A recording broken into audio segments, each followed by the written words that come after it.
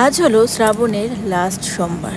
তো ভেবেছিলাম যে লাস্ট সোমবারটা করা হবে না, কিন্তু ঠাকুরের ইচ্ছে থাকলে কিন্তু সমস্ত কিছুই সম্ভব। So hello everyone, good morning, again welcome back to my daily blog. তো একদম সমস্ত কাজবাজ সেরে একেবারে স্নান করে নিয়েছি, এখন দেব পুজো। তো এই যে বলছিলাম যে প্রথমে ভেবেছিলাম করব না, বাট ঠাকুর চেয়েছে যখন তখন তো করতেই হবে। তো ঠাকুরের ইচ্ছাতেই কিন্তু সমস্ত কিছু হয়।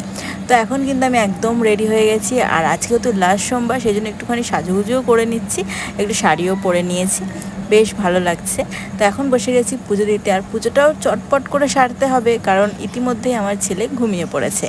তো এখানে দেখো 3টে গপুকেই কিন্তু আজকে নতুন জামা পরানো হয়েছে, আর এদিকে আমি এখন ভোলে বাবার মাথায় জল ঢেলে নিচ্ছি। আর আমি এই বছর প্রত্যেকটা সোমবারই কিন্তু বাড়িতেই বাবার মাথায় জল ঢেলেছি, কারণ আমি মন্দিরে যেতে পারিনি, কারণ বাবু যেহেতু খুব ছোট, তো ওকে নিয়ে না সমস্ত কিছু করে উঠতে পারি না আমি। আর যদিও বা ভেবেছিলাম রাত সোমবার যাব, আজকে যা সারাদিন বৃষ্টি লেগেছে, সেই সকাল থেকে বৃষ্টি পড়েই যাচ্ছে, তো আজকেও আর যাওয়া হলো না। যাই হোক, অন্য সময় গিয়ে বাবার মাথায় জল ঢেলে আসবো। তো সব জায়গায় কিন্তু একই, তো বাড়িতে হোক বা মন্দিরে একই, ঠাকুর তো একই হয়, তাই না?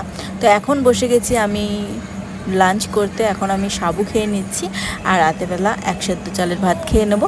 তো কেমন লাগলো আজকে আমার এই ছোট্ট মিনি ব্লগটা অবশ্যই কমেন্টসে জানিও। টাটা বাই, সকলেই ভালো থেকো।